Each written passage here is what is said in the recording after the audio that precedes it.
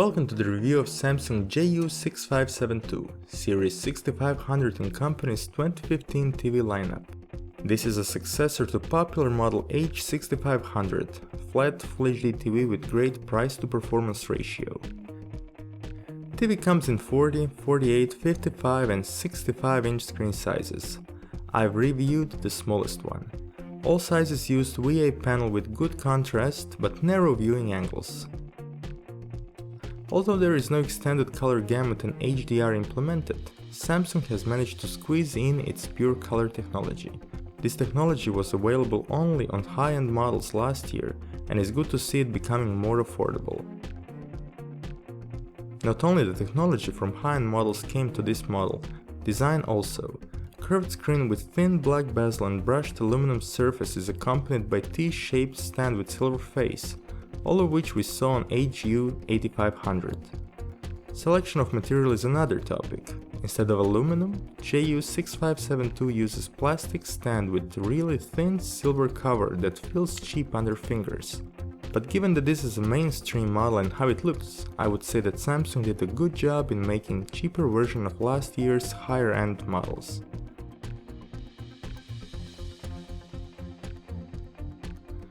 As far as connections are concerned, this TV offers them plenty.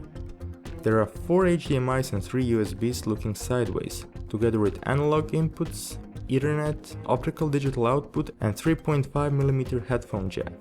There is no SCART interface, but I'm sure that no one will miss it.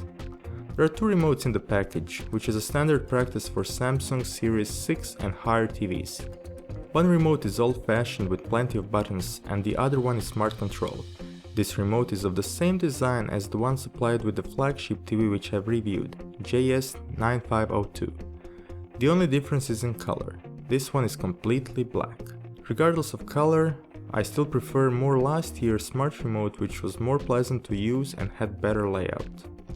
This model is powered by Tizen, new operating system based on Linux for which Samsung plans bright future. Idea behind Tizen is to have easier, faster and more intelligent experience through quick menus and home screen with featured and recent apps. Home screen idea is very similar to LG's WebOS, but it is not as easy to use. For example, you cannot simply sort boxes with apps, inputs and so on like you would do with WebOS, and you cannot pin whatever you want like on Panasonic's Firefox OS. Together with that, interface response is slower than with last year's version of SmartHub, despite the fact that this TV is powered by quad-core CPU. Interesting enough, when compared with much more powerful flagship JS9502, this TV managed to score slightly higher result in FutureMark's Peacekeeper browser test. This just confirms that Tizen must be optimized quite a lot for hardware it is using, especially on high-end models. Curved UHD screen with 1100 picture quality index and micro dimming pro. Sounds good, but is it any worse when it comes to picture quality? I did complete calibration, ran several test discs and watched different kinds of content on this one and cannot say that I was blown away by the performance, though in some areas result was pretty solid. ANSI contrast is around 2000:1, which is 33% lower than last year's H64 or H6500 models. There is no local dimming implemented to improve it, despite the fact that Micro Dimming Pro is advertised.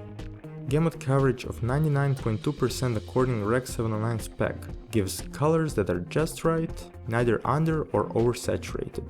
After calibration, grayscale was also nicely balanced. Scaling of the picture was decent, without stair-stepping or loss of details. There is only the judder component for making movies look like soap opera. Motion resolution can only be improved by enabling LED clear motion, which gives more details in the picture but dims the screen and makes it flicker. Viewing angle is typical for VA panel, with the best result obtained when sitting directly in front. Gaming on this model is very good in terms of input lag, which is just 27 milliseconds in game mode. You can also play games in UHD resolution in 60 frames per second, but you need powerful computer to do that. Sound quality is average, and since there is no slot in the bezel like on last year's models, sound clarity is not great. As a conclusion, JU6572 is overpriced for what it offers, despite the fact that it is curved and has UHD screen. If you want a decent mid-range TV for lower price, you are better off with last year's models like Samsung JU6500 or LG's UF or Panasonic's CX series from 2015 lineup. Thank you for watching this review. If you want to support my work, please comment, like and subscribe. Till next time, bye!